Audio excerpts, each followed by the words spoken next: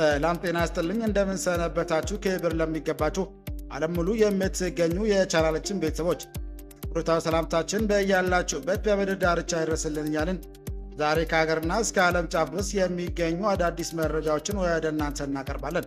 የብራን አድማጮቻችን ቀድሞ ዩቲዩብ ቻናላችን ስለተዘጋብን በአዲስ ቻናል ወደ እናንተ ተከስተናል። አንተም ሰብስክራይብ ሼር እያደረጋችሁ አዳዲስ መረጃዎች እንደተለቀቀ ወዲያውኑ ወደ እናንተ እንዲደርስ ደውል ምልክቱን በመጫን በርታት እንድትሆኑ ዘንድ እየተማጸንን በቅድሚያ አርዕስተ ዜና እናሰማችኋለን።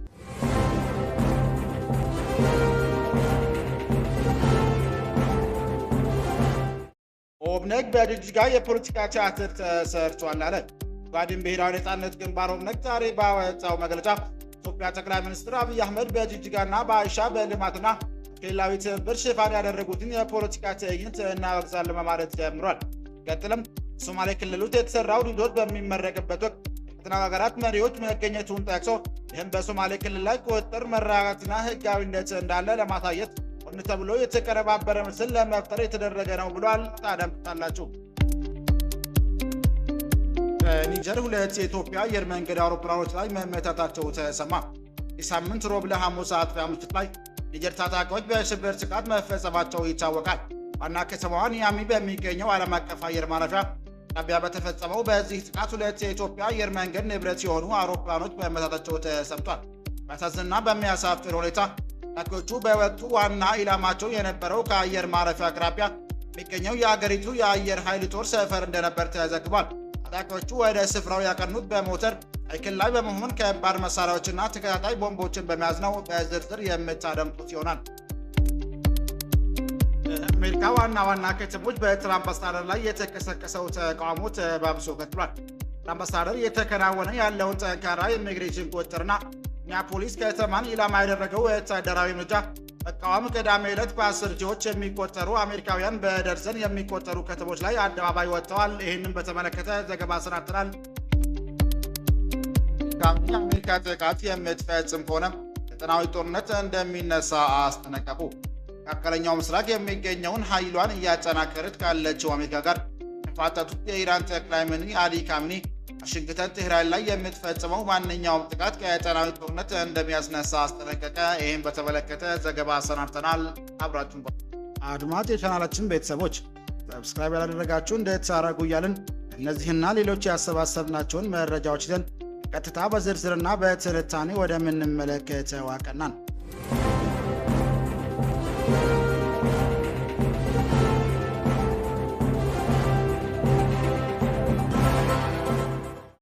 ኦብነግ በጅግጅጋ የፖለቲካ ቲያትር ተሰርቷል አለ። ኦጋዴን ብሔራዊ ነጻነት ግንባር ኦብነግ ዛሬ ባወጣው መግለጫ ኢትዮጵያ ጠቅላይ ሚኒስትር አብይ አህመድ በጅግጅጋና በአይሻ በልማትና ክልላዊ ትብብር ሽፋን ያደረጉትን የፖለቲካ ቲያትር እናወግዛለን በማለትም ጀምሯል። ሲቀጥልም በሶማሊያ ክልል ውስጥ የተሰራው ሪዞርት በሚመረቅበት ወቅት ቀጠናው ሀገራት መሪዎች መገኘታቸውን ጠቅሶ ይህም በሶማሌ ክልል ላይ ቁጥጥር፣ መረጋጋትና ህጋዊነት እንዳለ ለማሳየት ሆን ተብሎ የተቀነባበረ ምስል ለመፍጠር እየተደረገ ነው ብለዋል። ኦብነግ ሸበሌ ሪዞርት ምርቃትን በዚህ መግለጫው ይህ የልማት ምዕራፍ መክፈቻ ስነስርዓት አልነበረም ብሎታል።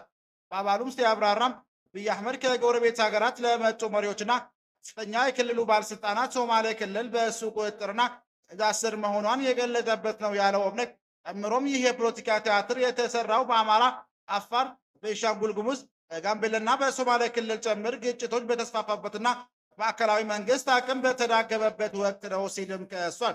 ፓርቲው በመቀጠልም ይህ ትዕይንት የተፈጸመው በምዕራብና ምስራቅ ትግራይ በተከፈተው አዲስ ጦርነት የመንግስት ወታደሮች በቲዲኤፍ የተሸፈነበት ማግስት ነው።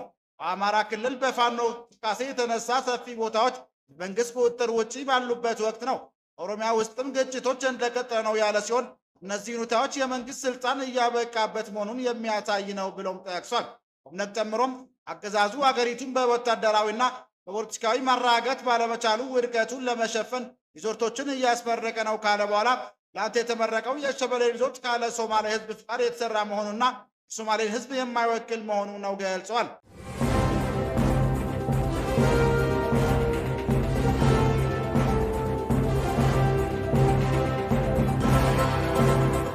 በኒጀር ሁለት የኢትዮጵያ አየር መንገድ አውሮፕላኖች ላይ መመታታቸው ተሰማ። ሳምንት ሮብ ለሐሙስ አጥቢያ ምሽት ላይ የኒጀር ታጣቂዎች የሽብር ጥቃት መፈጸማቸው ይታወቃል።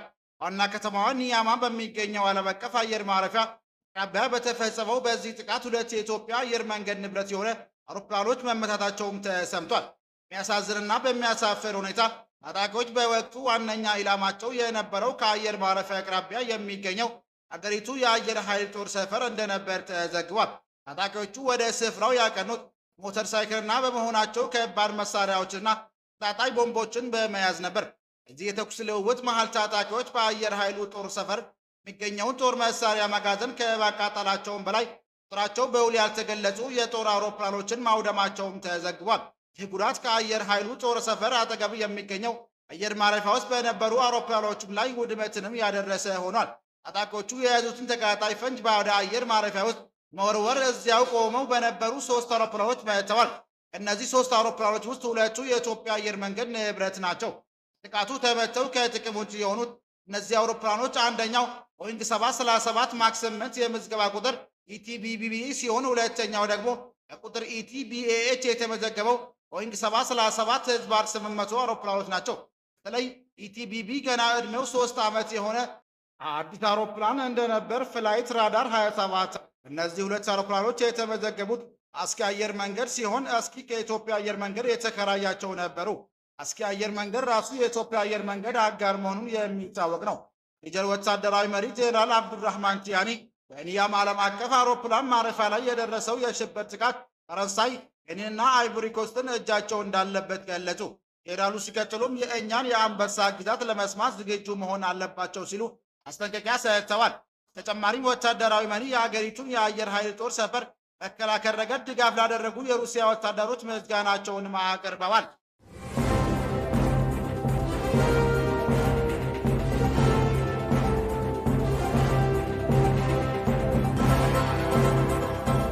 በአሜሪካ ዋና ዋና ከተሞች በትራምፕ አስተዳደር ላይ የተቀሰቀሰው ተቃውሞ ተባብሶ ቀጥሏል። ትራምፕ አስተዳደር እየተከናወነ ያለውን ጠንካራ የኢሚግሬሽን ቁጥጥርና ሚኒያፖሊስ ከተማን ኢላማ ያደረገ ወታደራዊ እርምጃ በመቃወም ቅዳሜ ዕለት በ10 ሺዎች የሚቆጠሩ አሜሪካውያን ደርዘን የሚቆጠሩ ከተሞች አደባባይ ወጥተዋል። ፖርትላንድ ከተማ በወራት ውስጥ የታየው ትልቁ ተቃውሞ ተካሂዷል። ሺዎች የሚቆጠሩ ሰዎች በፓርክ ውስጥ ተሰብስበው ነበረ። ቢሆንም የፌዴራል ወኪሎች በሰላም ሰልፈኞች ቤተሰቦችና በልጆች ላይ ሳይቀይ አስለቃሽ ጭስ በመተኮሳቸው ሁኔታው ወደ ግጭት አምርቷል። ሚኒያፖሊስ ተቃውሞው የተቀሰቀሰው ፌዴራል ወኪሎች ሮኒ ጉድና አሌክስ ፕሬት የተባሉ 2 የአሜሪካ ዜጎችን መግደላቸውን ተከትሎ ነው። ከተማው ያሉ አብያተ ክርስቲያን ለሰልፈኞች ያላቸውን አጋርነት ለመግለጽ ደውላቸውን በከፍተኛ ድምፅም ደውሏል። ሎስ አንጀለስ በመቶዎች የሚቆጠሩ ሰዎች ከተማው አስተዳደር ህንፃ ፊት ለፊት ተሰብስበው የፌዴራል ኢሚግሬሽንና ጉምሩክ አስተባባሪ አይሲን እርምጃውን አውግዟል። ፕሬዚዳንት ትራምፕ በሰጡት መግለጫ ፌዴራል ህንፃዎች የተቃዋሚዎችን ኢላማ የሆኑ በመሆናቸው ኢሚግሬሽንና የድንበር ጠባቂ ወኪሎች ህንፃዎችን ጥበቃ እንዲጀምሩ አዘዋል። ተጨማሪም ህዝቡ ዘንድ የናረውን ቁጣ ለማርገብ አወዛጋቢ የሆኑትን የድንበር ጠባቂ አዛዥ ግሪጎር ቦቪኖን ከሚኒሶታ ማንሳት ቶም ሆማን የተባሉትን የድንበር ጉዳዮች ኃላፊ ወደ ስፍራውም ልከዋል። አልክስ ባሉን ዩናብግን የመጣ ስደተኛ ሩሲያ ዩክሬን በመውረድ ሰብአዊ መብትን ልትነጥቅ ትሞክራለች፣ ትራምፕ ደግሞ ሩሲያን ይደግፋሉ፣ አሁን እዚህ አሜሪካ ውስጥ በእሱ ፖሊሲ ምክንያት ንጹሃን እየተገደሉ ነው ሲል ቅሬታውንም ገልጿል። አልባ ሉሲያ የኮሎምቢያ ተወላጅ ፕሮፌሰር በበኩሏ የአሜሪካ ዜግነት ቢኖራትም አሁን ላይ በአሜሪካ ደህንነት አይሰማኝም ስትል ስጋቷን ገልጻለች። የተያያዘ ዜና የቀድሞ የሲኤንኤን ጋዜጠኛ ዶን ሌመንን ጨምሮ 2 ጋዜጠኞች በቤተ ክርስቲያን ውስጥ የተካሄደውን ተቃውሞ ሲዘግቡ ነበር የሚል ክስ መመስረቱ የፕሬስ ነጻነት ተሟጋቾችን አሳስበዋል።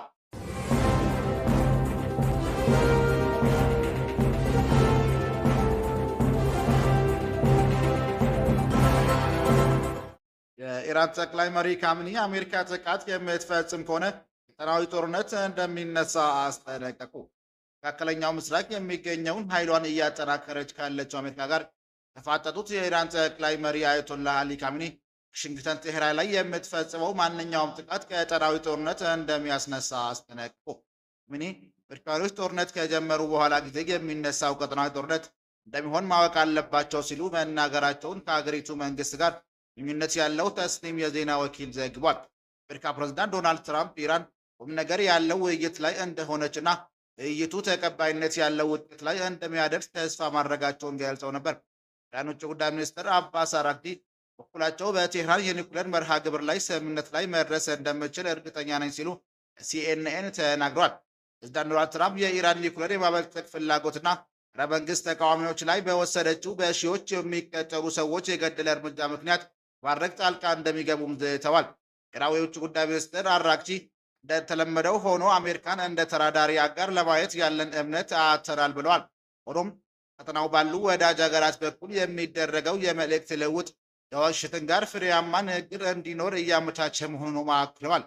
ኢራን ከፍተኛ የደህንነት ባለስልጣን አሊ ላርጃኒ የድርድር ማዕቀፍ የማዘጋጀት ሂደቱ ለውጥ እየታየበት እንደሆነም ገልጸው ነበር። ቀጠናው የሚገኘው ሀያሏን እያጠናከረ ያለችው አሜሪካ ዩኤስኤስ አብርሃም ሊንከን የተሰኘው የአውሮፕላን ተሸካሚ መርከብ ወደ አካባቢው ልካለች። ባለፈው ሳምንት ደግሞ የአሜሪካ ማዕከላዊ እዝ በአረቢያን ባህር ላይ እየተንቀሳቀሰ መሆኑን አስታውቋል። ኢራን ጠቅላይ መሪ ካሚኒ ትራምፕ በየጊዜው መርከቦችን አመጣው ይላል፣ ኢራን ህዝብ እነዚህን ነገሮች አይፈራም ብሏል።